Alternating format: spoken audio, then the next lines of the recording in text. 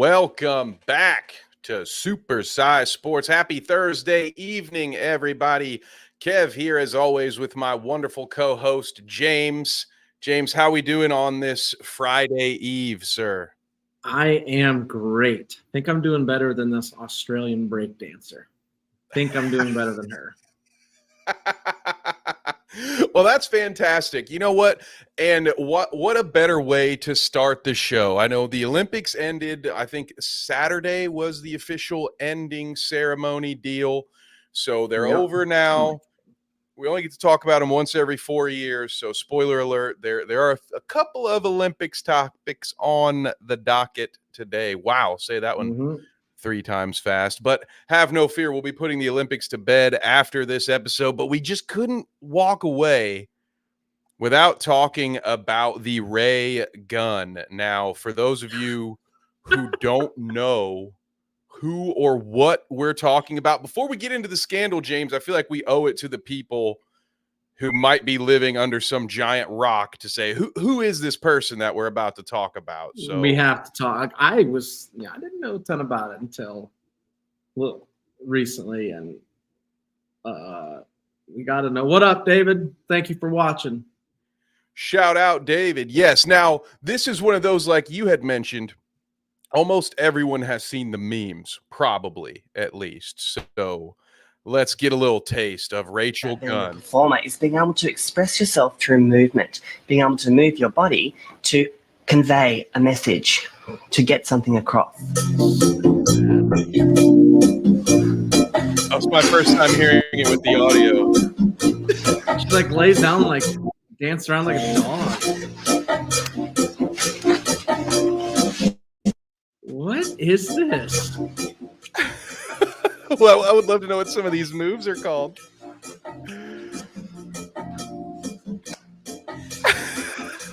I don't. This reminds me of Stewart and Mad TV. Like, look what I can do. Yeah. It's embarrassing that this, like, we talked about this a little bit pre-show, but it's embarrassing on so many fronts. Mainly, and the one that sucks is she took somebody's spot. And the allegations are very serious. That is the worst part. Yeah, it starts all as some good laughs, like, ha, ha, ha, Ray Gunn, Rachel Gunn. She doesn't know what she's doing. Look at how bad she is at breakdancing. But wait, there's more. Rumors are crazy.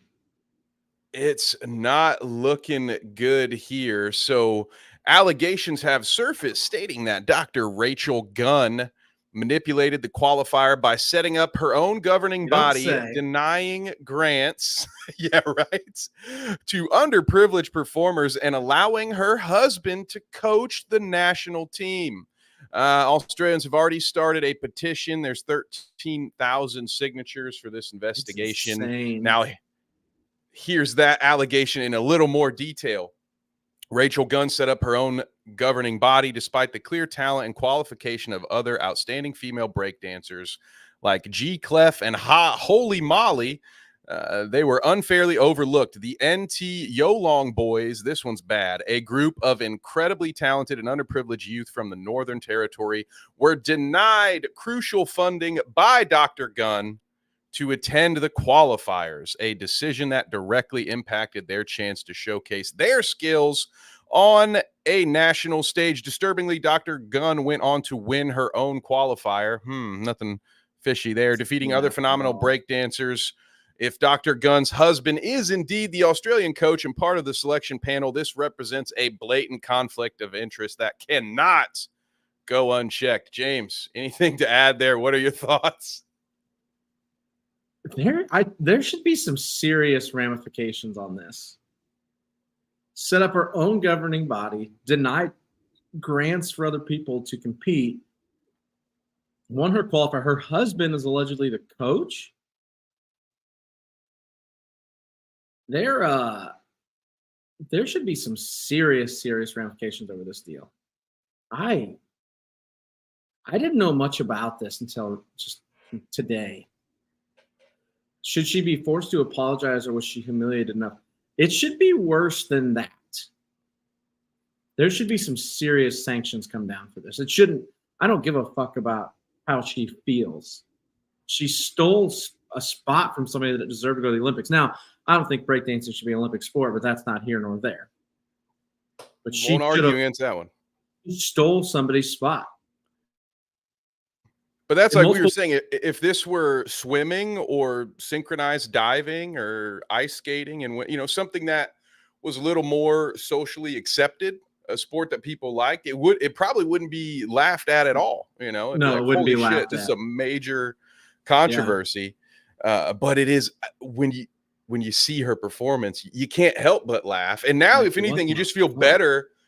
We don't have to feel bad about mocking her. We were all right. She had No, no she business deserved it, being yeah. on that stage. Yeah. And in fact, stole the spot. She's going to be disqualified, David says. Yeah, the question I have is like, does she have to be worried about any criminal charges here? Like every country has I don't know own that governing body shit, like denying grants. There seems like that's fraud. There's money involved here. Every that's a country whole does it different world differently entirely. Yeah. But there is a financial incentive to placing, even if it's a bronze medal, right? So theoretically, any one of these potential qualifiers can at least sue her for damages. So she might not be in trouble with the law, so to speak, but I imagine she's going to be in court dealing with more than just an Olympic slap on the wrist. If I'm being honest, if it were my family, should be, yes. We're coming for your ass, dude. You're giving me at least $1,000. I don't know. Don't hire me as your lawyer. I don't know what the good rate would be for this situation. It's not. Nate says his cat would have done a better job. Agree. Agree. Are those? I don't know if I can confirm or deny these rules that Australia has, but I don't know. Can't confirm nor deny. What up, fellas? Nate, Bite-Size Mike's, Adam, David. Appreciate you guys. Yes. Yeah, it'd be interesting to see. I think there should be some serious ramifications. They made a complete mockery of the Olympics. Is really what they did. She did. Yeah, and her damn dirty husband. Now, Nate also is here, and he has got some thoughts on the MLB potential rule. So hang on to that one, Nate. We will get to that in just a minute or two. But while we're here putting our cap on the Olympics, before I talk about next season's, I almost said next year's Olympics, before I talk about the 2028 additions to the Olympic Games, James, do you have any final thoughts on this year's Olympic Games in general, besides our shiesty breakdancer? Not really. I think the rest of the world's going to catch us in basketball soon. We had the men's runners the men's sprinters were good for the first time in a very long time. Shout out Tom Cruise, still jumping off buildings. And that's about it. I've watched very little Olympics. I really did. You know, the timing didn't work out for me personally. It felt like every time I was checking it, it was not a sport that I was interested in watching. But I think 2028, my luck may change, James, because we've got 5 new sports coming in. It's going to be on American soil, right? Some LA Olympics, where you can get the best tacos after softball and or baseball. We've got flag football, which will come up again later on. There's a little teaser for you. Lacrosse, cricket, squash. Do you care about any of these? And if so, which ones are you most hyped for, James? What is squash? I've never heard of that. No idea. It's okay. I can understand cricket. I can understand cricket and lacrosse. I think they're very big overseas. Flag football is the stupidest fucking thing. Whatever. Indiana male also won gold there, Nate. Oh. Also, wasn't softball removed from the Olympics because the United States was kicking too much ass? Is that the case? I'm almost positive. I was surprised to see baseball and softball weren't already there, to be real with you. But I'm pretty sure softball was taken out. Does feel like one where unlike tackle football, where it seems that the old US of A been getting their teeth kicked in occasionally with some of these young upstart nations. I feel like we're going to be the dominant women's softball nation still, right?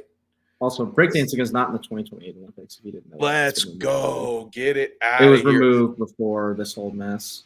Damn, dude, that makes me feel even worse for those poor somebody Australian lost. kids that got they'll screwed. never be able to do it. Man. What up, Lee? Okay, so Lee, that's a stamp of approval for the Olympics. Thank you for tuning in as always, Lee. Appreciate you.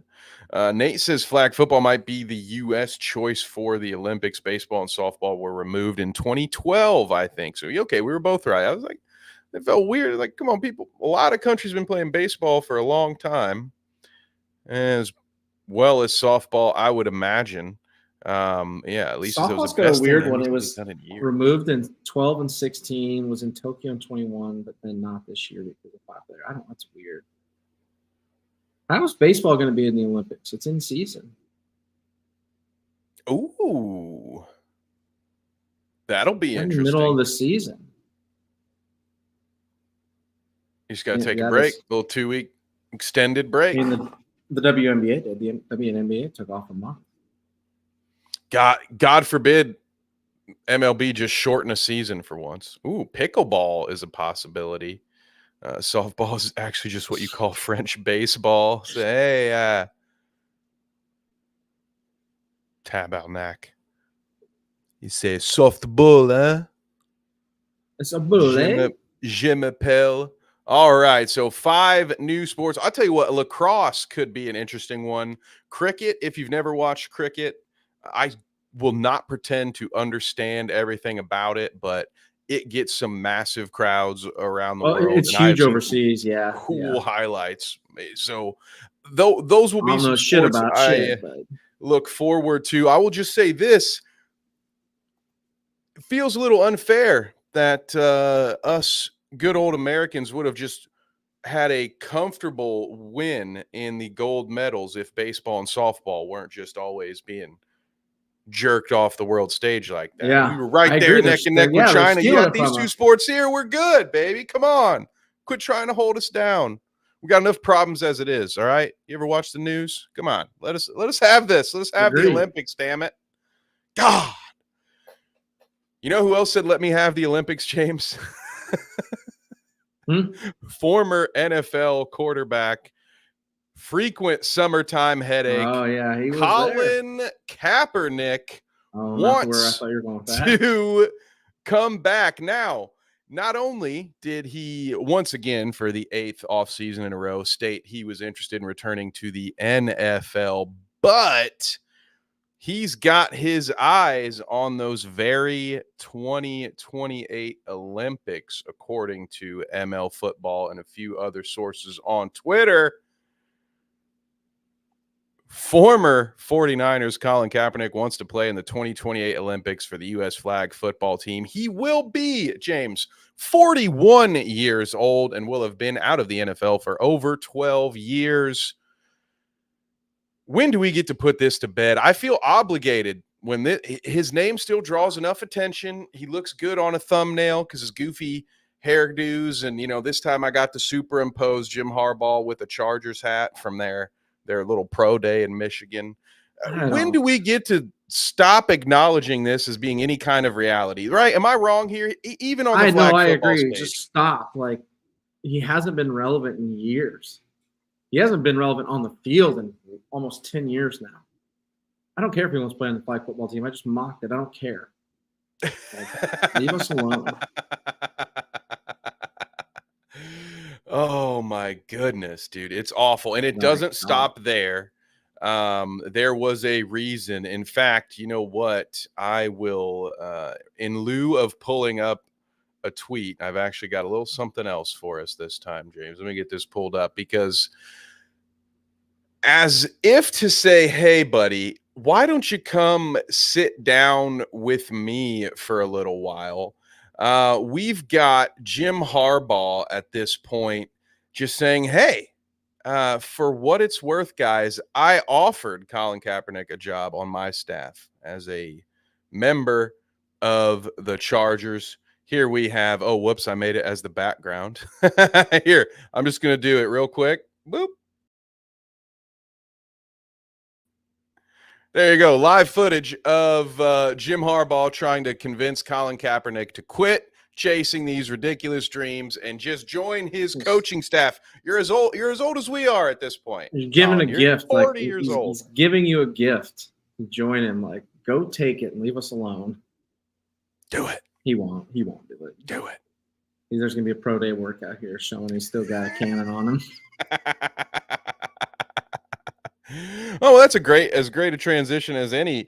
Any other NFL training camp updates that you would like to discuss? I should say any other, as if that were a real training camp update. But I know there's been some major tragedy up in Minnesota. But is there anything? Or Johnny boy. I feel bad. The Falcons kind of loaded up their defense today. In the last couple of days, traded for Matthew Judon, and then they signed Simmons today.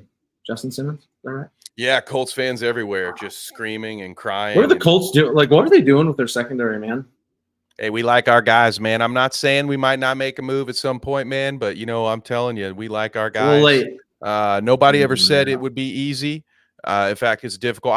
I embellish how hard it is, how hard this job is, okay? But I get up every day and I go to work as Chris Ballard. And we like our young guys, man. We're going to go out there. We're going to see what they got, man. And I'm not saying we won't make a move at some point, but that ain't today, all right?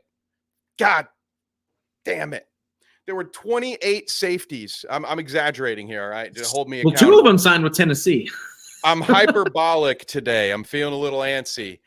Half of the former starting both free and strong safeties in the NFL, are we past 3 minutes? We're goddamn free agents. You can't just sign one. Good players. Just good players. There were starting caliber safeties. You don't just want maybe one around for insurance. We're just gonna we're just gonna run with it. We got a lot of young guys that we like, man. Yeah.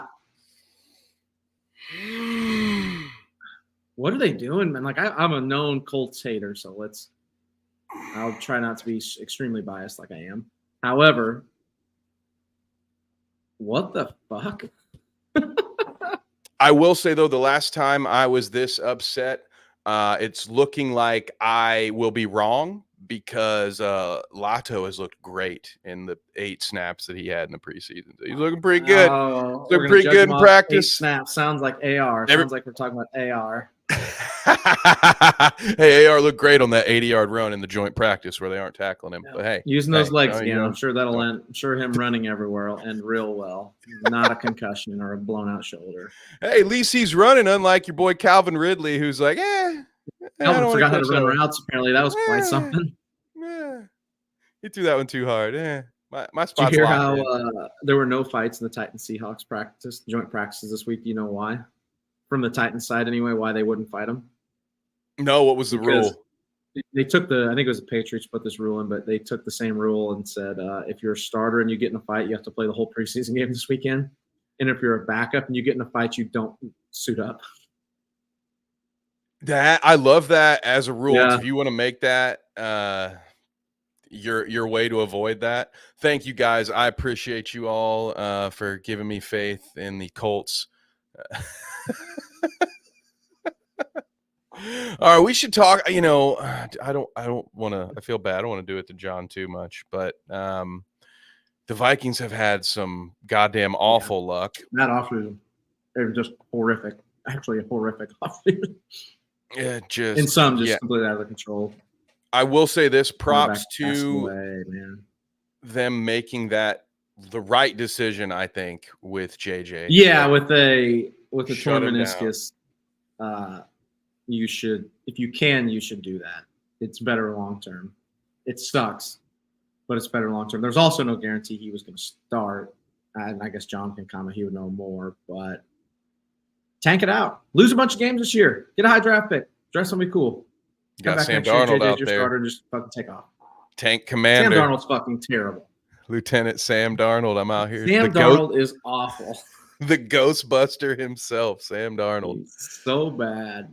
Oh, and I know. Sorry, John. I'm sorry. When we get to our top 5 and bottom 5 segments, you're not gonna like what I have to say. I was saying, let's keep John upset for the moment, and while we're here, John, please don't mute our account. But I had to bring this up because, much like Colin Kaepernick, there's another former NFL quarterback, a retired player, maybe a little bit better as historically speaking than Kaepernick was. But once again, Tom Brady's out here throwing people deep balls on ski-doos, saying stuff like, I got to let these young kids know if I want to unretire, I could still do it. And immediately you start to see, the Raiders, Devontae Adams is calling Tom Brady, hey, man, come bail us out. And then, of course, the one I've seen all over the place today has been the Vikings. The idea that, hey, there are some connections there. They might be willing to just pay him some money to come in. It's clearly a one-season deal. It's a one-and-done deal. I think this is all just a joke, and I am good for you, Tom Brady, for being able to keep yourself relevant by doing stuff like that, having some fun, getting guys like us to talk about it.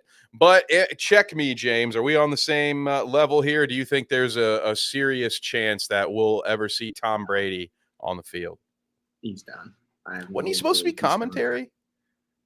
Yeah, isn't he working for? Didn't Greg Olson get the boot? Yeah, because they got to make room for expensive ass Tom Brady. Get off the beach, dude. Your job starts in like a month. Yeah, you got time to practice. I don't think he'll come back ever. I also wouldn't his rights still be with the Bucks anyway? Because Disney signed there technically. I don't remember how that works, or if he was off a season. I'm assuming I can't remember if he was done. A first right, like they would. I can't remember. At this point, I don't know that. I mean, maybe it would cost them like a conditional draft pick. I don't think the Bucks would care enough. They know they're not Tom Brady away from getting back to the play. Well, maybe back to the playoffs, but they might be able to get back to playoffs with Tom. But yeah, he's not coming back. It's fun though. I like that. I'm gonna get a kick out of it. First 3 games on Fox, Lee said. So, well, we've got that. And, before we get to the top 5, bottom 5, we talk about people getting fired and former quarterbacks and their current media jobs. Robert Griffin III has tweeted about it using the classic Friday quote about how do you get fired on your day off, because that's what happened to him today. I believe maybe it was yesterday. Robert Griffin III fired at ESPN.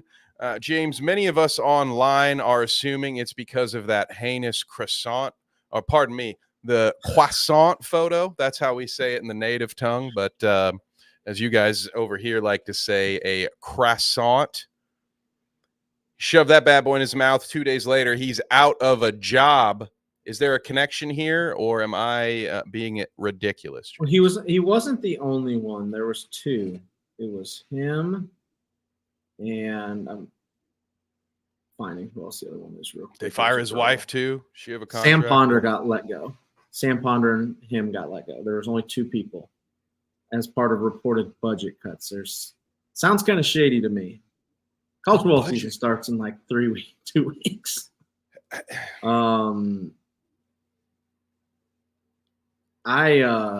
very odd deal. I'm not really an RG3 fan. I just wasn't a fan. I think it's a terrible job. I don't know. Very odd deal. Very weird deal. For budget reasons, that just is odd as shit. Yeah, budget cut is an odd one. I'm not the biggest fan of all of RG3's content or all of his analysis. He's not somebody I agree with. There's nobody out there, honestly, that I agree with all the time.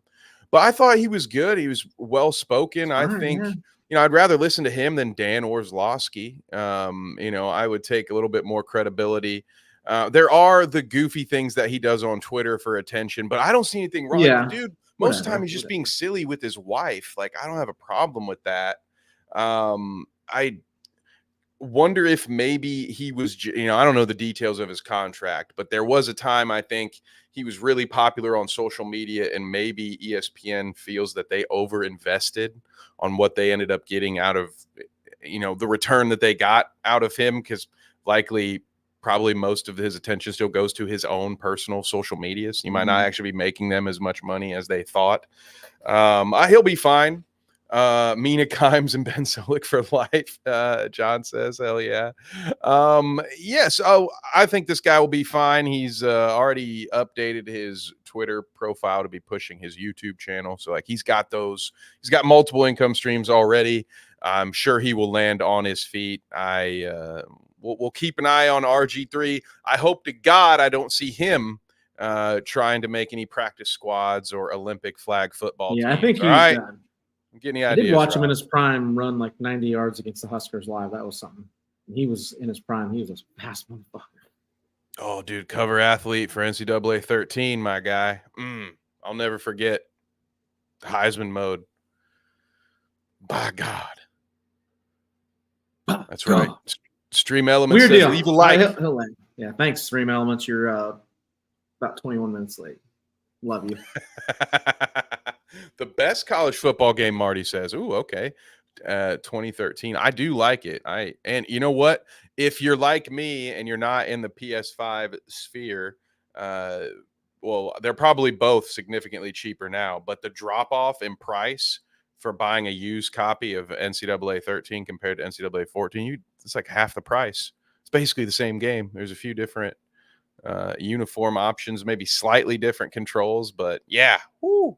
At this point, I've got them all, and of course, I never believed, guys. The classic curmudgeon that I am, I never had any faith that College Football 25 would actually come out. So I was just sitting here like a damn fat dragon hoarding all his gold with all these old, NCAA 11 through 14. I was like, I'm good, baby. I don't need this to come out. I got the goods. Now here we are. Anywho, I forgot. Okay, we still got Nate here. So before I go anywhere else, let's talk baseball while Nate is here. The big quick news for Brewers fans or fans of the NL Central in general: Christian Yelich out for the season with back surgery. I believe he played about 73 games. He was hitting about 315. If he weren't a Brewer, I would probably talk about how unfortunate it is that he's missing the remainder of his season. But sucks to suck. Go Cubs. I hate the Cubs. They depress me daily. Fuck the Brewers. Fuck the Cardinals. How could you ever be mad at the Reds? Cincinnati, baby. I'm here for it. Let's get it. Fuck the Pirates. But no, despite me not actually liking Christian Yelich as a player or a person, hopefully he has a speedy recovery. But let's talk about the actual controversy, he says. The MLB looking at a 6-inning mandate for starting pitchers. An interesting take here. I'll get an article pulled up. I'd love to hear Nate's thoughts in the chat. James, I know you're not as a locked-in, diehard baseball fan, but how do you feel about this? You had an immediate response when we talked about it in the pre-show that I thought was interesting. I'm definitely not a baseball guy. I understand it. I know it. I don't follow it. The one thing I worry about is arms. So you're going to make guys go 6 innings regardless of when they pitched last. Are they injured? Is there problems going with their arm? Are they getting crushed? Are they 200 pitches in? I don't know. I am a lifelong Cardinals fan since Pujols retired, though. I'm also a retired fan now. I was a lifelong Cardinals fan for 1 year. For 1 year, I was there for Pujols last year, and he didn't hit a home run while I was at the game, so that's bullshit. Now they suck, so I'm retired. I've retired a Cardinals fan. I just worry about wear and tear on arms. I think that's a dangerous game to play, especially with starting pitchers. They're so important.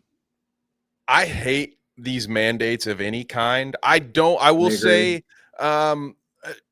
I could probably agree with your take. I'd love to look at the advanced stats to know, exactly how many, or to see if there's a way, because there are things, people could come back with like, if you're going to do something like this, maybe you add a roster spot and you have a 6-man rotation instead of a 5-man rotation. You give everybody an extra rest day.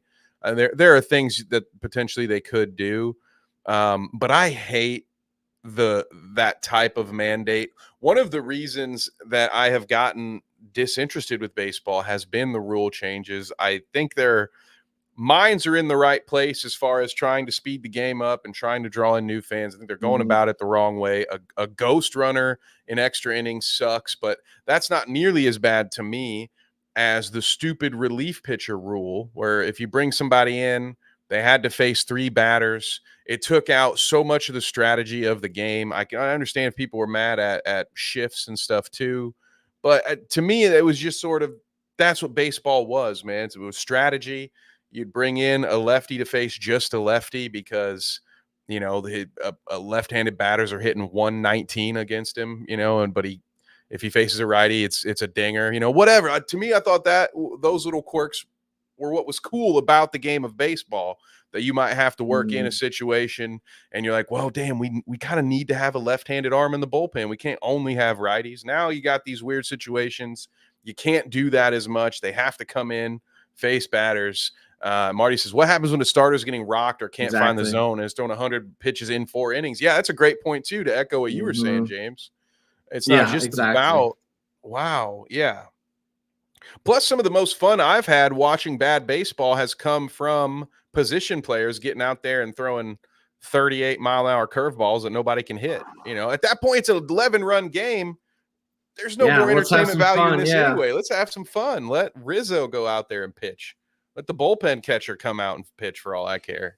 Why should we force somebody? And on top of that, we're just talking about the physical aspect. What if you are in a situation where you're a young pitcher? Like, okay, let's keep it all in injuries here. You're a young pitcher. You get called up because somebody else has a sore elbow. They're on the 15-day DL. You may not really even be in a position where you're supposed to be here. This is your first cup of coffee. It's a rotation thing. You're the most well-rested AAA, or maybe the AAAs across the country, and you're actually the AA guy that they're pulling up just to get a spot start, and you are getting your shit rocked. It's fucking 15 and you runs, have to stay in until the 16th, and then that's it. And then your career is over because you've got the yips. You're fucking Chuck Knobloch every pitch after that. You got a better chance of hitting the umpire than throwing it into the strike zone. Yeah, it just for whose benefit? Like, what's the benefit? I don't understand. I don't see any benefit of it. I don't understand it. For that kind of scenario, for injury scenario, I don't think there is a good one. If you want more offense, quit banning steroids and just leave it alone. Yeah, just let them. Just let them do steroids. You had it all, man. In the 90s, we had it all. We had it all. You went and ruined it. Nobody was arguing. Nobody was complaining about pace of play when Barry Bonds was hitting every nobody cared. Covey Cove, dude. The only time in my life I remember baseball being everybody in the world cared is Bonds and Sosa fucking hitting home runs into the moons into fucking space, and you took it away from us for what? Yeah. For what? Who cares? Let them juice. I want to see. There's no more Roger Clemens to throw 20 complete games anymore in his 40s or whatever the hell. Give me that. I want that back. I want to see a body transformation like Barry Bonds again. I want to see him go from some speed demon to this hulking human being of a man who just fucking crushes baseballs. I'll watch it if they let it all out. Just fucking let it happen. And Sammy Sosa too. He went from a 2020 guy who was hitting in like the low 230s to just like his 1 year. It's like you could tell he was doing the steroids in the off season because he got his jersey fit, and then he shows up and he just can't fit in it anymore. And he's just like, wow, didn't see that doesn't make sense. I wonder what happened there. That's crazy. Nice job nice job lifting this off season, Sammy. Yeah. You still a medium? No, you're an XL. Wow, that's good. Okay. Crazy. Man, I love it. And then he's got Rod. I'm here for it. I want it. Give it back to us. Bring back steroids and bullpen cigarettes, and then we'll have I ourselves agree. America's There's nothing pastime wrong again. here. Marty says, I want to see Craig Counsell turn into Pete Alonso. I agree. Let it happen. What their Let's problem is.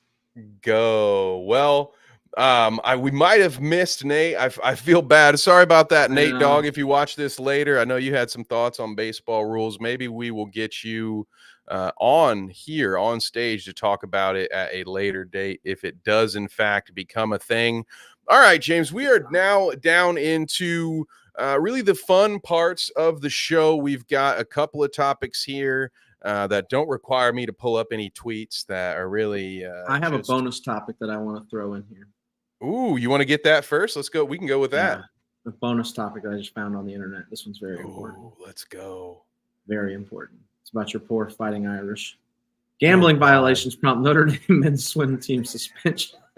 They've been suspended for the year. One of their people on their team just won a gold medal in the Olympics too.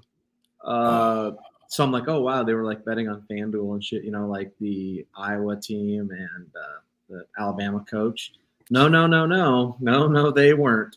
According to a person with the knowledge of the situation, members of the team had set up a makeshift internal sports book where athletes could wager on the times of themselves or teammates at meets. Athletes were found not to have bet on opposing teams or on any other Notre Dame athletic events. Kev, should the Notre Dame swim team have been suspended for the whole year over betting on themselves in the locker room? Betting on themselves amongst themselves. Or on themselves amongst themselves. Oh no, there was a group team chat with derogatory remarks. Oh my. No, and then wait. You don't mean to tell me teammates were competing against each other and shit talking? Oh my god, dude. And you said some of these guys won gold, right, James? It's almost as if they had one of the teammates just won gold on the 4x1 U.S. Olympic freestyle. Swimmer Chris Giuliano. However, he was not a part of it. They said he was not a part of it. Yeah, okay, whatever.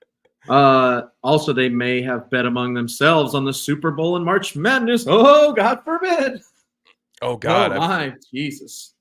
Don't tell anybody about our company. Don't worry that our Super Bowl squares. Oh God! Good God!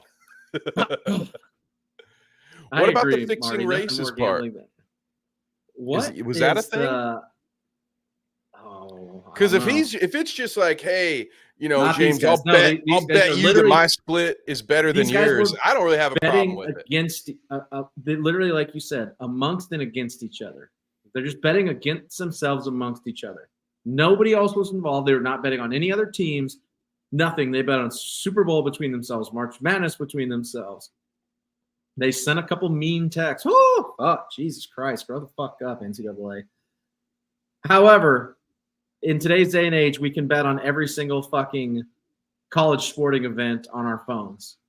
But these guys, this screams hypocrisy. How do you get caught? A lot like the NFL suspending players for betting in locker rooms.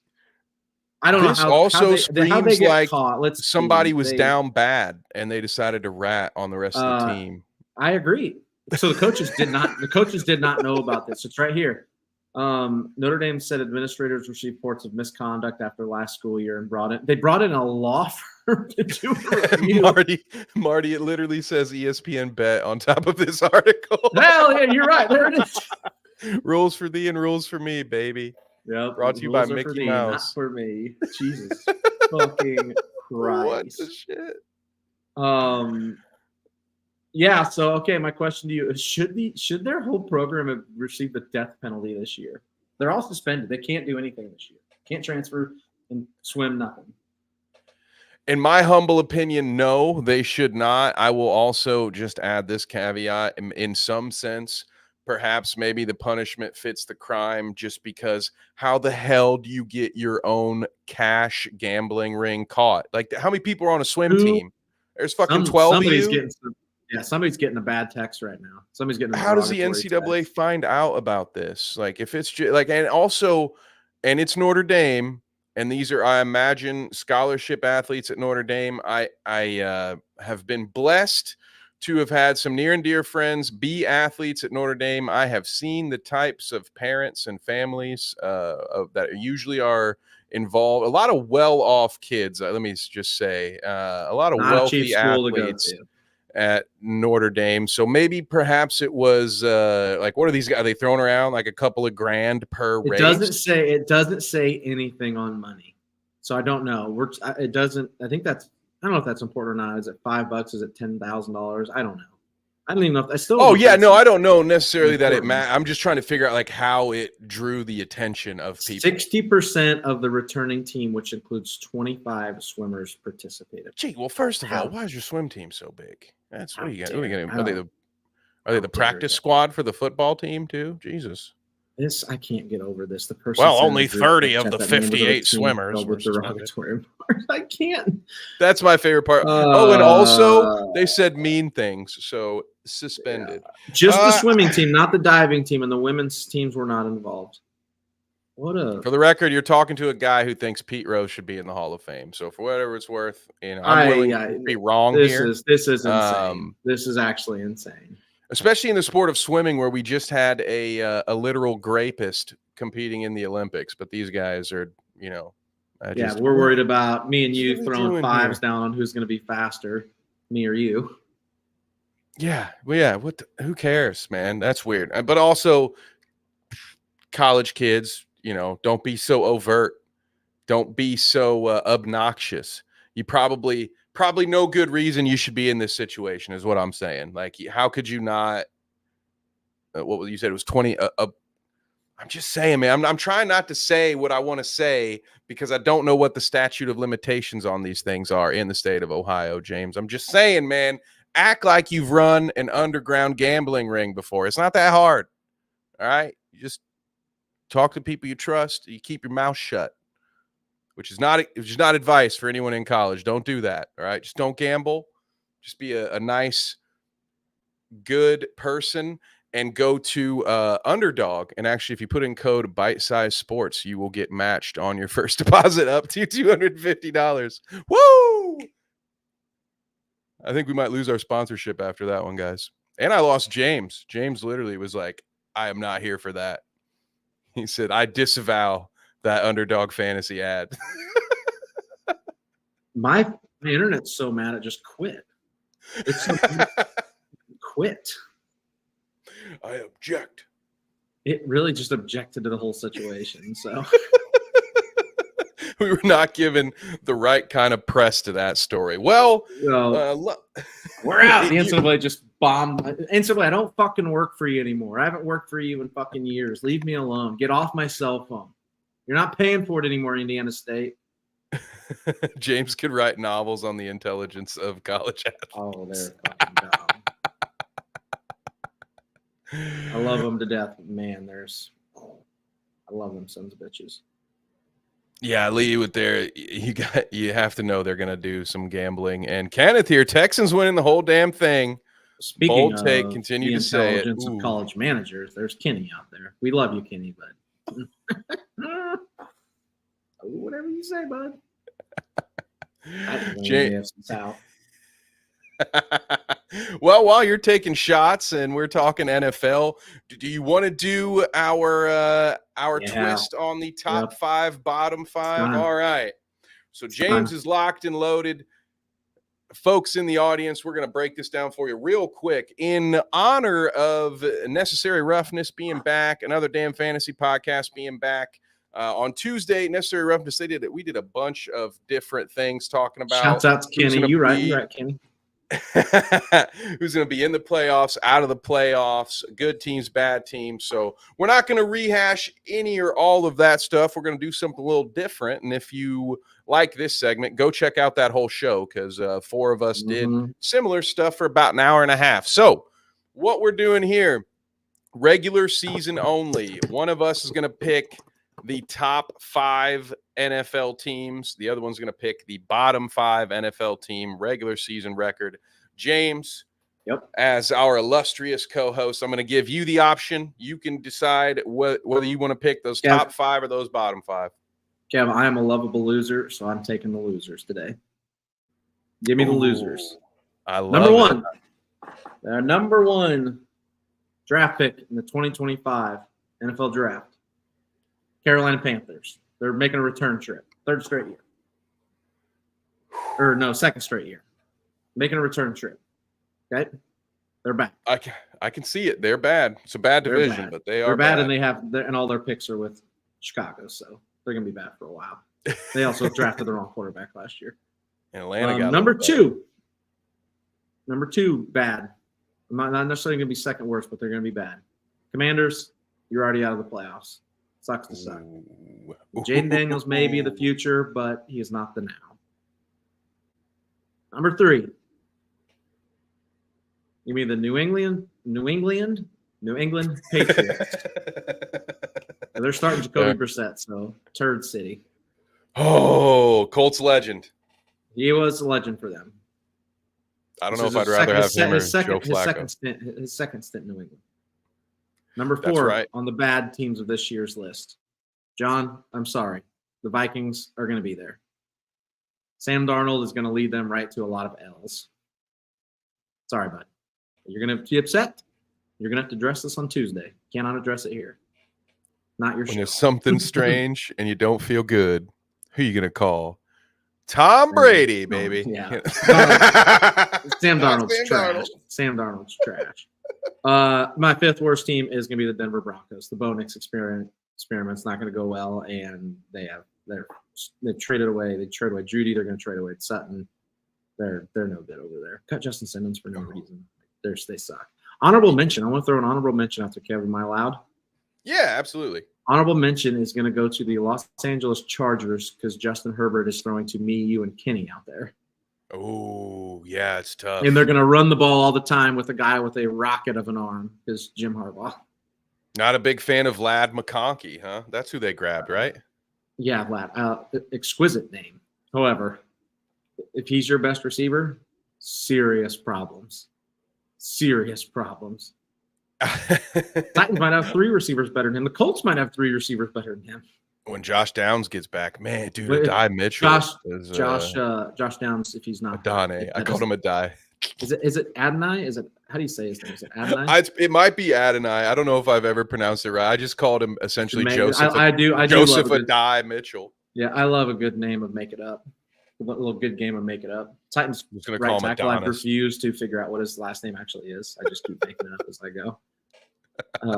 That is my 5+1 for the Loser City Bowl this year in the NFL.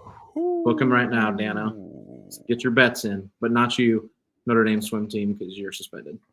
Oh, yeah. Get out of here. Now, the top 5, I think, is, in my opinion, a little harder to pick. I think there are some really bad teams this year, and there are a lot of pretty good teams, but not 5 to me that are just head and shoulders above the rest. There's maybe a couple, right? Like I feel obligated. Now, I will also say that my top 5 are in no particular order. I don't have a top, these guys are solid as number 1, but I'm going to list the one at least our Wednesday night host Trevor expects me to list. I feel like I have to throw the Chiefs in that top 5. Yeah, I would agree. Because I hate them. I hate to do it, but I need to see it to believe it. It's like betting against Tom Brady at this point. I don't really think I am going to be the guy who says, "Oh yeah, the Chiefs are going to take a huge step back." I don't know what it would be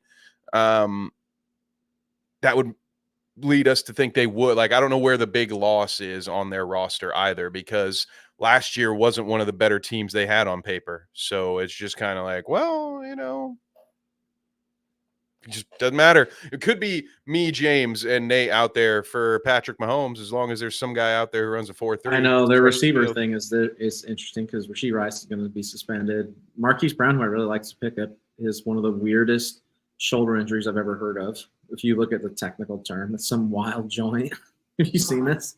No, I haven't. While you look that up, Lee says the Saints and the Raiders will lose more than the Chargers. Actually, to put a little spoiler on the Necessary Roughness show on Tuesday, we each picked one team to guarantee that would not make the playoffs, and I picked the Raiders instead. I knew the Broncos are the sexy pick to suck. I think the Raiders are going to be just as bad this year. I am sorry. I'm sorry, Aiden O'Connell. I'm sorry, Sean B. out there, one of our bite-sized sports originals. Why would Google ever recommend me to an article that's paywalled? Get the F out of here.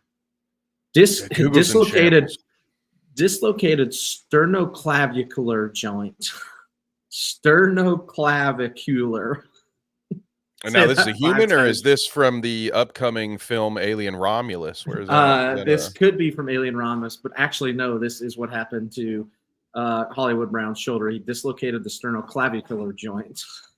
Oh, that one. Yeah. I don't remember that one from Operation. When asked about it, Andy Reid goes, he'll miss some time. Yeah, sounds like it. Like, if you've got that big of that long of a word, that gets bad. Yeah.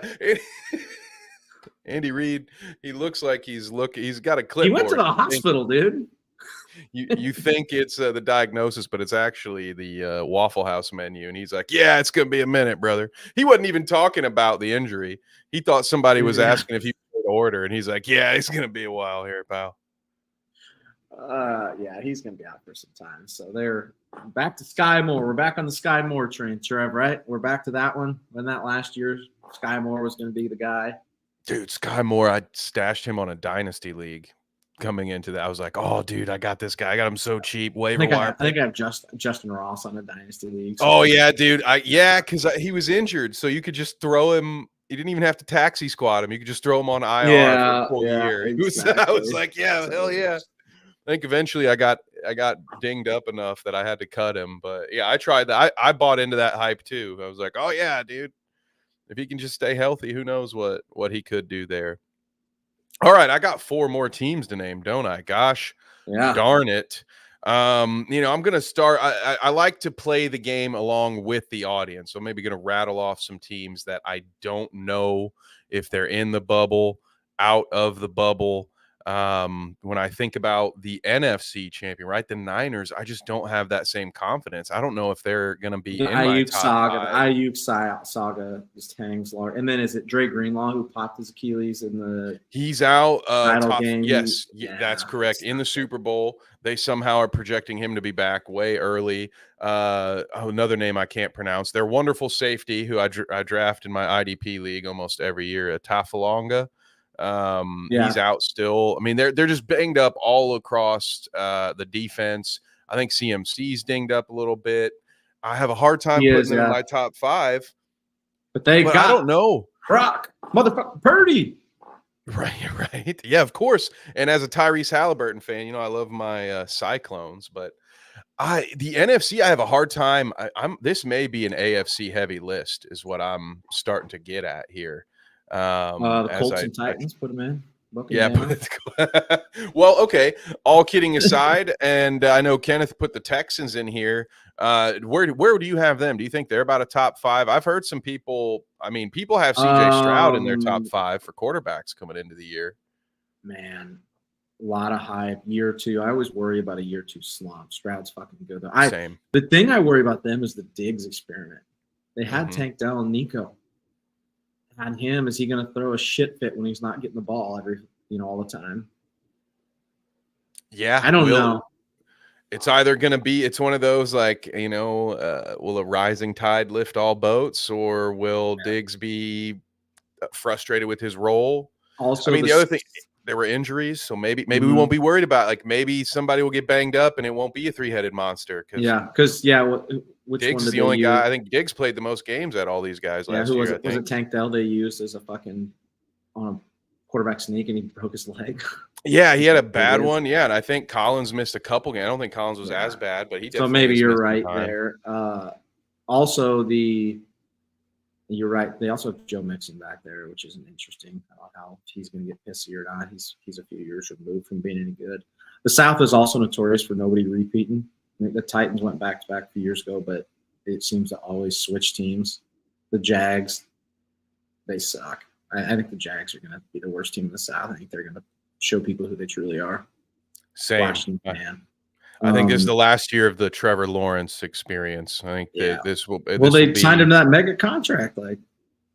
Well, fair enough. I think this will be the last The year last of people hype trying year. to convince themselves that he is a guy. He's the guy. He was the guy coming out of college. He just has not looked it. He really has. Now compare his Nice stats in job, Jacksonville Urban Meyer. right next to Gardner Minshew's stats in Jacksonville, and remove the Yeah. names, and I'll let you tell me who's who. Yeah, it's true. Also, what happens if AR or Will Levis explodes, which is a possibility? Yeah. You know, all of a Yeah, sudden and they're then not there. what are they going to do? Yeah. I feel pretty confident saying the Ravens would be a top 5 team. Yeah, I like the Ravens are in there for me, definitely. Shouts out to Derrick Henry, our baby boy's gone.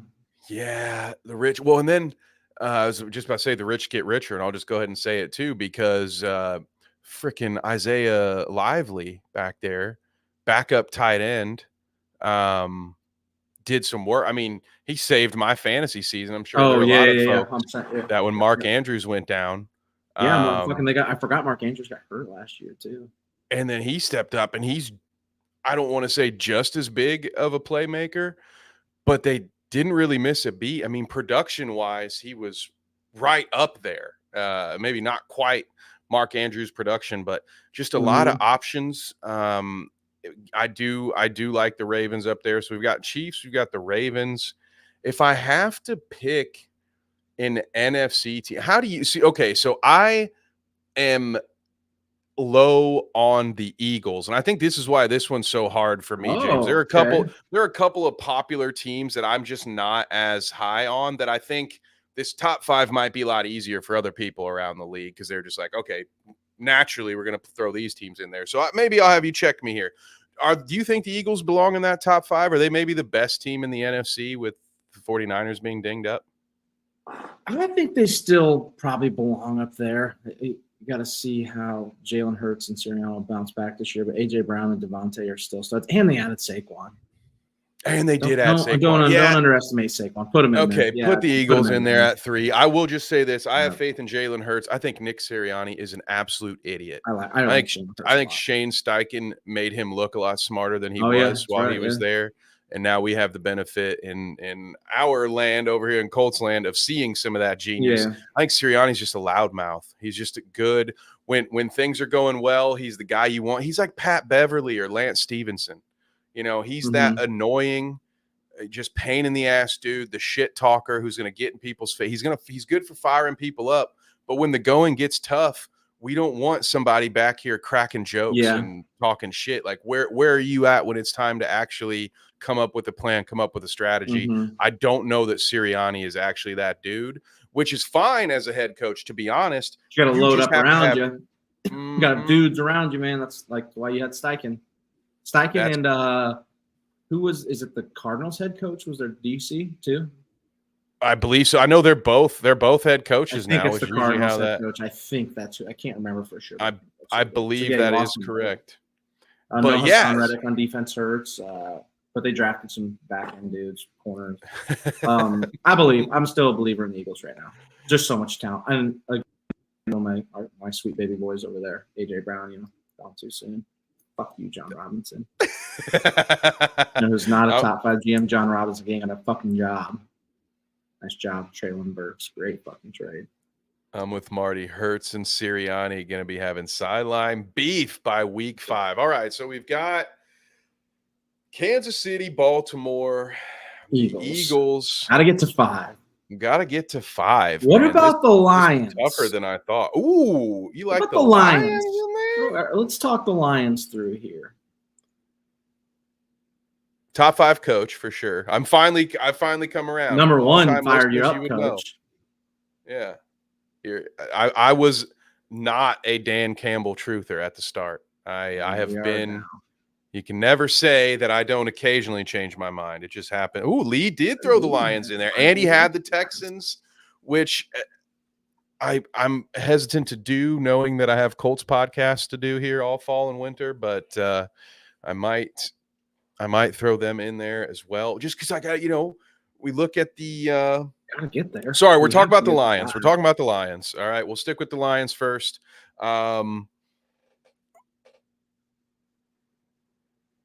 They've got a solid defense. I'm trying to think of offensive weapons. Amon-Ra St. Brown. We've got Goff. Gibbs We've has got a Gibbs. bad hammy. I was But they just going to say say he's they've gonna got be fine. Still got David running backs, but they're Montgomery. always hurt. Jamison Williams supposedly looks good in preseason. We hear that every year. He hasn't put anything. Do this to the Missed Lions, most of his first year. He's out gambling last year. So Sam Laporta. Oh, yep, there's the one. Don't forget about him. Jeez, and they're okay.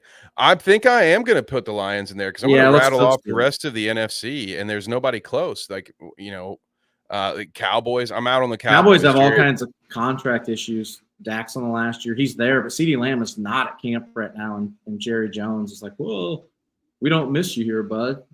He's a fucking one of the best receivers in the league. I think you miss him, you idiot. You're gonna miss him. Should have learned that already. Honestly, like he's the only reason you don't miss like Amari or something. Like they just he's been very. That's why you were able to in ship out Amari Cooper like that. Yeah. He's had this bad attitude about this position for 20 years. Well, and the run. I mean, all of them. Shit. Like he's just fucking pay your players. You have the money. So they're out. I think Atlanta's looking a lot better, but I don't know that I'm willing to put them atop the NFC. So let's go with the Lions. I can't believe I'm saying it. And I feel like they deserve better. They should just be left alone, right? We shouldn't put this much pressure on them. Like they're probably just happy to be here. They damn near made the Super Bowl last year. They were a one whoopsie play away, right, from making it. So I'll put it in there. Marty's got the Packers. Ooh, the Dolphins. See, the Dolphins are a team I'm kind of low on again. Until I see them win in a cold weather area, I'm out. They lost to Tennessee. They lost to the Titans on Monday Night Football. I am not hearing them in the top 5. Titans came back from 14 down with 2 minutes left. Yeah, and I can't remember. That's where the legend of Will Levis was born.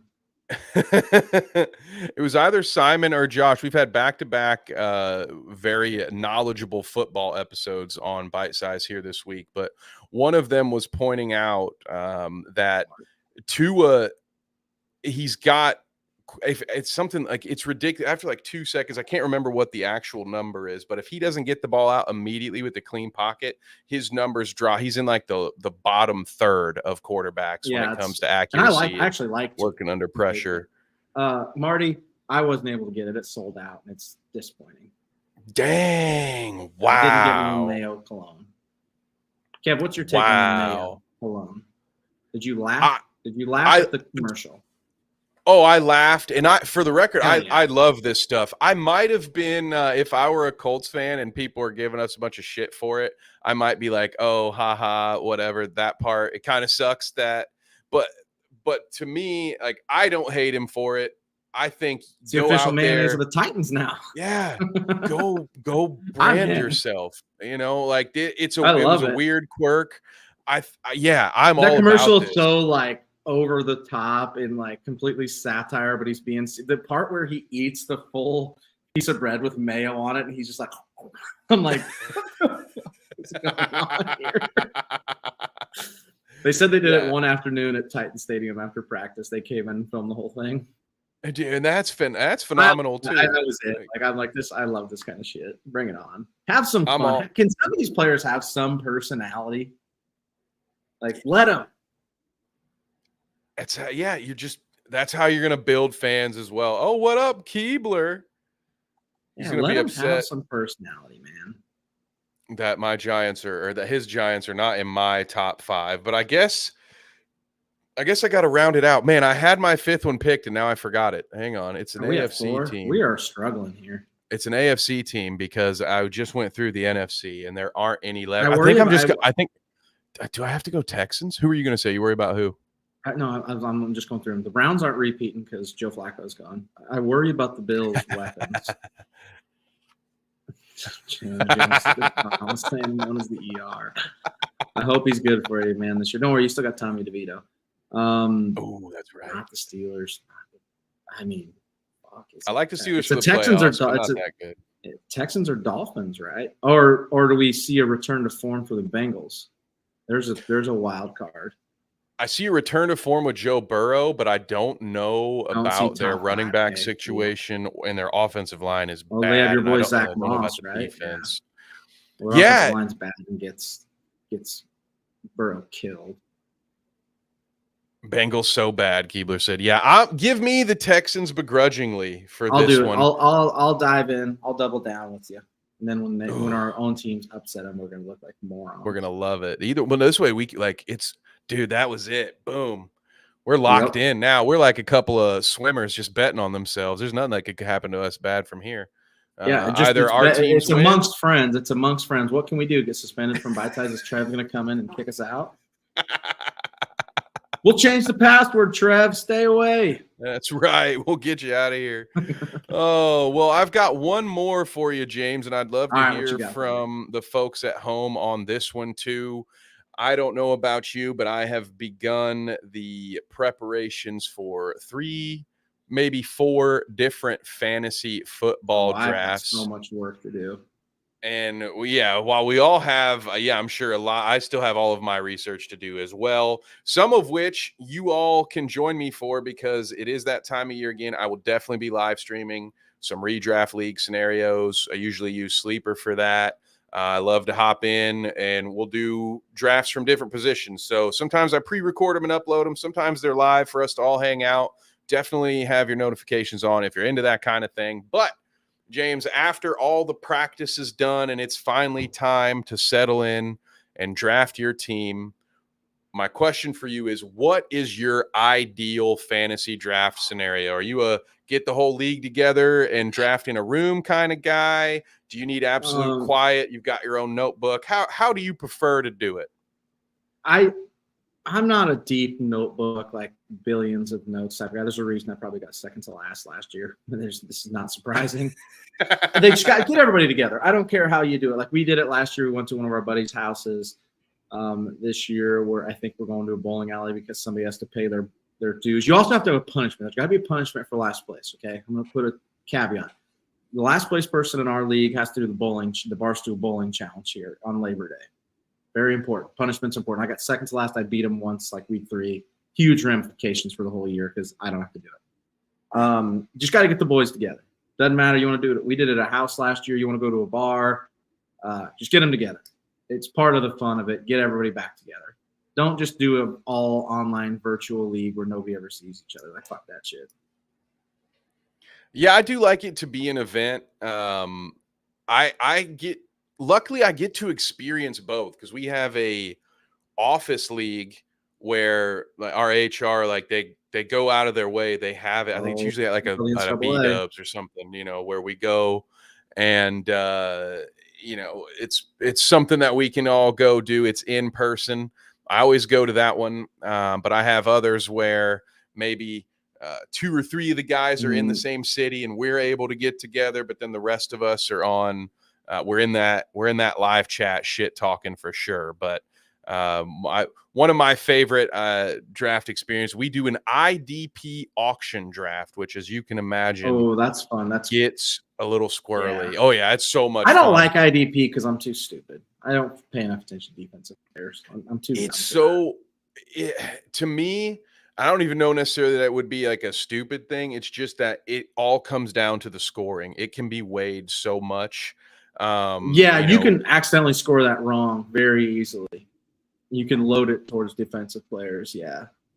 Yeah, there have been years in the league where it's like, dude, I think we're giving way too many points for a sack, but whatever. Okay. Yeah. I know where I'm drafting heavy on my defense, but yeah, those things get to be about 4 to 5 hours. So I've noticed every year the group that gets together to meet up in person gets smaller and smaller. I think one drops off every single year. I think this year there might just be 2 of us that get together because, but that gets fun too because you have people bidding. So I think that's another reason people like to stay at home for that one. Because there's a lot to it. You can't get a read off me or whatever, because I'm not sitting here. That's also kind of part of the fun too. Like if you I know that's why I love it. Giving it away. Because I'm the guy in an auction draft, and the guys who are in my league, they know this about me already. But I love to jack up the prices on players that I have no intention of drafting. So I am in the mix for like steadily for the first hour. I am bidding on just about every player that comes in because I'm like, the hell no, you're not getting him for $18. Just gonna raise, get on, raise it. Go on, get. Yeah, come Oh, on. What do yeah. you do? How bad you want? But every once in a while, I get burned and I pay $62 for a running back that I didn't really Whoopsie want. I was just daisy, trying to yeah. get this guy to pay 64 for him.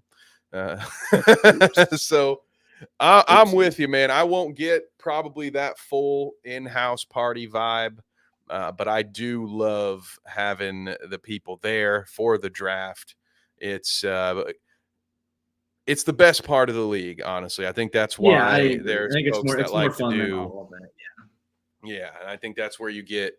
That's why I think what Trevor and the gang do by playing best ball. I get it. Like that's a lot of fun because you can just go in and just keep drafting teams, and like you know what I mean. Like you get the fun Yeah. part, and then the team is kind of managed for you the rest of the way. So you just get to uh, have as many drafts as you want and not have because that's where it gets stressful, dude. You got like, oh, I got 5 or 6 drafts. It's amazing. I love this. Yeah. So what's your ideal amount of leagues? So I've cut down mine a lot, and then I picked one up last year, and now I think I have too many again. Oh, see, I'm experiencing that right now. For So I've me, got my hard cap is 4. I think I've done have 5 before out of 3. necessity. I have Yeah. 3, and it's too many, I think, because I really like to do DraftKings weekly stuff, which takes a lot of work. Oh, see, I don't do that as much. We do a DraftKings weekly league where we keep track of the score for the year, and it's a lot of fun. But I picked up a third last year. It's a dynasty league because my buddies were begging, and I was like, whatever. Now I'm mad because I don't really want to be in that league no more. And it's also IDP league, and I hate defensive players. You can guess how well I did last year because it was not fucking good. I love an IDP league, but I feel you on that. Yeah. Give me a I actually defense. Give me a defense. They start at 10 and we go from there. Traditionalists from the 90s. We had to cut back when the IDP first started. We had punters on our roster too, and we were like, "All right, let's scale it back. We don't need everybody." Next thing you know, we're going to be drafting different training squads. You know, it's like, yeah, whose assistant coaches do you want to draft? It's like, all right, dude, this is getting too granular. Right, yeah. All right, we're getting a little too in depth. I think you're getting too many. Like I'd like to be really invested in the ones I'm in, and I used to do like 4 or 5, and I'd start forgetting to put players in and shit. I don't. Or you have to I decide. mean? You get too in the rabbit hole with it, where you're like, oh, because what I end up doing, no matter how many leagues I'm in, I'm going to end up trying to apply a similar strategy outside of the IDP. There's only so much I can do. Yeah. But I end up trying to essentially draft the same team as at least some of the same core players, because if not, you get too caught up in like, oh, this is the matchup I need. But, oh, actually in my third league, this guy who's on my team, I'm playing against him. So now it's instead of just wanting the guy to have a good game, you're like, oh, I need him to have like 17 to 19 points so he doesn't bury me in this other one. But I'm just like, that's too much. I'm not having fun anymore. If I wanted to just fucking do math all day, I go back to college or something. And then it just I failed it there. Turns a Sunday morning into a stressful day, right? Yeah. See, like Lee just says, you get so pushed on Sunday morning. It's like, dude, that's where it gets like, that's where you get into trouble. Cause yeah, it's so much fun to do the drafts. Oh yeah, I got 4 or 5 drafts. But for me, even with 3 leagues, I'm ready for a bye week. I really wish fantasy leagues would institute a bye week sometimes where I'm like, bro, I could use a break from this. I mean, they're gonna fuck the way the NFL's going. There's gonna be a whole bye week. Speaking of bye weeks, the Titans have one like week 5, 4 or 5. They get absolutely that's always brutal. Fucked.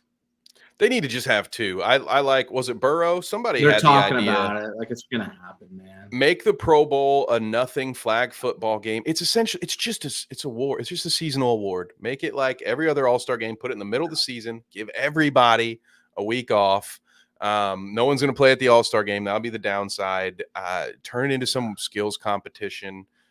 Insert what I say about the NBA. It's the same thing. Focus on the young players. Understand that this exhibition, this aspect of sport is not there. Things change. All right. It's okay that all-star games aren't what everybody's into anymore. If you want to do an all-star weekend, there are plenty of ways to be entertaining without having the biggest names actually go out there and risk injury. Give everybody a break, including us damn fantasy owners that have 3+ leagues, because it's a haul, folks. Don't do it. If you're happy with 2, stay with 2. You always think you can take on one more. it's tough. I just had to turn one down a couple days ago. I was like, man, I hate to do it. I normally don't say no, but I'm setting my foot down this year, James. No new fantasy We're on the football same leagues for page. me. I agree. I'm not taking them on anymore. I will actually probably take them down, or I will put them on. That is fair. Bonus topic. The United States men's national soccer team I love that, Marty. is gonna hire Oh no. some overseas coach. Big name guy. I gotta find his name. Pochettino. I am loving this. Mauricio Pochettino has agreed to become the new United States men's national team coach. He left Chelsea earlier this summer. They've got to work out a buyout type deal. It's kind of a weird deal. Are you excited, Kev, that the U.S. men's soccer team is back? We're not going to suck anymore. Hey, dude, I love this. I am actually, you know how you're a retired Cardinals fan?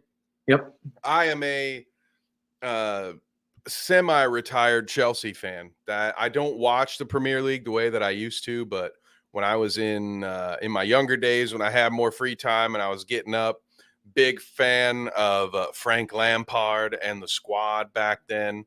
My dad used to actually go to London for work a bunch, and he is a huge Chelsea fan. No shit.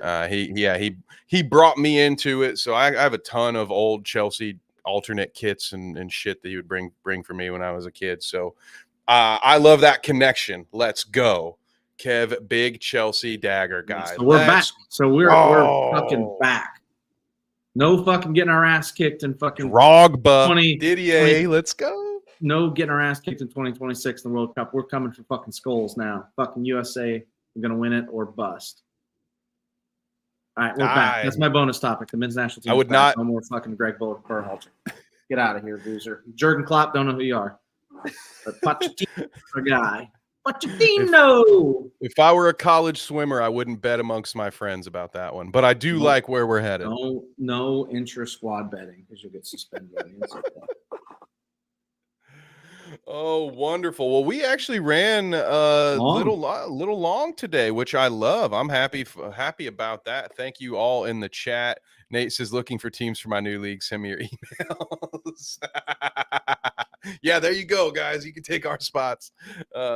If you are looking for a league, hit Nate up. But it's been a wonderful show. Great. We appreciate Thank you, folks. All of you so very much. And until next time, James, where else can the folks at home find you?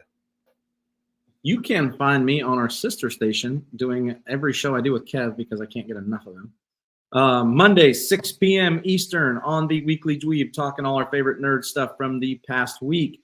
And every Wednesday on same channel at 9, talking Star Wars, our flagship show, Han Shot First, where we have a bunch of maniacs in the chat in our Discord. So come join us over there. You can also catch us. I posted a review of the most recent Lord of the Rings trailer, The Rings of Power. I will tell you it's fucking fantastic, and you should all go watch it. It's one of the best trailers I've seen in a very long time. We do need to get shirts. We've been talking about this. We need Fetch Quest shirts actually with our faces on. Yes, yeah, we need to get those. And now he got Kev and James. Now I see some sort of. We need to do some kind of Kevin James, but it's like you and I as the king of Queens. I'm working through something here. We'll figure it out after the show. But no, sorry. You've got a review coming. I've got one that's going to be the perfect antithesis because as much as you loved the preview for that Lord of the Rings content, I've got maybe the worst trailer I've seen since Scream 5, or was it Scream 6? I can't remember, but it was the last time I did a title. This is the worst preview I've ever seen. Well, guess what? We're going back to that well. So if you like hearing James be really nice about art and hear me be a pain in the ass and nitpick every single thing, make sure you subscribe to that Dweeb channel. He says it's not the two of you. Kev is a curmudgeon. He doesn't show here. Kev's a fucking curmudgeon. Yes, dude. I'm imagining the picture right now with our hands in our jean pockets. We got like a short Yeah. sleeve button down, but it's all the way open, just kind of. That's right. Or maybe we'll be in the UPS shorts. Gotta love that. Anywho, you guys can find me everywhere that James just mentioned, as long as well as he's my teammate. Can't leave him. That's Can't right. leave him behind. And if I'm not with this bald dude, I'm with our third egg, Danny, over on the Clout Route Tuesday evenings at 6:15 Eastern, and Sunday mornings for the morning show. Need a little coffee and comedy to start your day. If you are not feeling like going to church on that particular Sunday, or hey, maybe you need a respite, maybe you need a break, maybe you're getting hit pretty hard with all the morality and guilt of whatever you did that week, come hang out with us after church. We'll make you laugh about it. And until then, guys, bitesizesports.com. We would love one more subscriber over here on this channel because we had a recent influx of subs. Thank you all so much, by the way. But James, we landed on 666, and that has me worried that one of the boys made a deal. Gotta go. They made a little secret deal behind the scenes that I wasn't privy to. So hold on to your souls, boys. We need one more subscriber. You think Trevor? Trevor did it. Ginger bastards. And I've lost my headset. So on that note, folks, we wish you a great evening. Merry Christmas. Take care. We'll see you next time.